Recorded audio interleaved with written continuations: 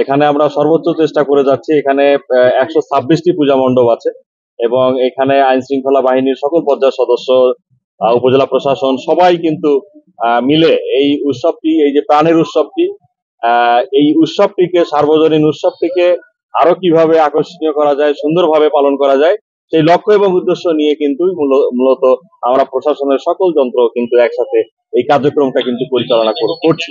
এবং পাশাপাশি আমরা কিন্তু বিগত সময়ে এই পূজা উদযাপনের পূর্বেও কিন্তু স্থানীয় নেতা, জেলা পর্যায়ের নেতা, উপজেলা যারা ধর্মীয় নেতৃবৃন্দ আছেন সকলের সাথে কিন্তু আমরা সমন্বয়মূলক সেই সমস্ত বৈঠকগুলো করেছি। বসুন্ধরা টিস্যু, অশুদ্ধতার বিরুদ্ধে এক বিন্দুও ছাড় নয়। এবং গতকালকে থেকে ষষ্ঠীর মাধ্যমেই কিন্তু এই পূজাটা শুরু হয়েছে এবং আমরা বিভিন্ন জায়গায় আমরা পরিদর্শনে যাচ্ছি।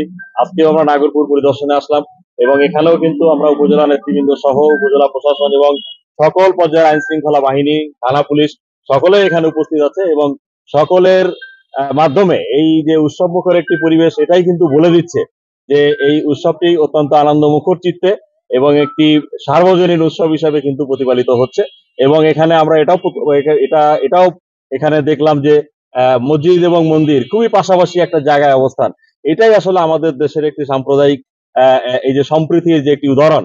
আমরা সবাই মিলেমিশে, হিন্দু, বৌদ্ধ, খ্রিস্টান সকলেই এই উৎসবটিকে সার্বজনীন প্রাণের উৎসব হিসাবে যাতে সুন্দরভাবে প্রতিপালিত হতে পারে, এজন্য কিন্তু আমরা সবাই একটা লক্ষ্য এবং উদ্দেশ্য নিয়ে কাজ করছি।